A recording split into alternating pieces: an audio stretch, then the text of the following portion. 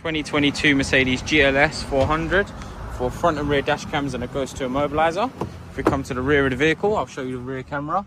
So as you can see in the center of the glass, we have the 1080p rear camera. If we come around to the front of the vehicle now, we have our 4K resolution on the very front.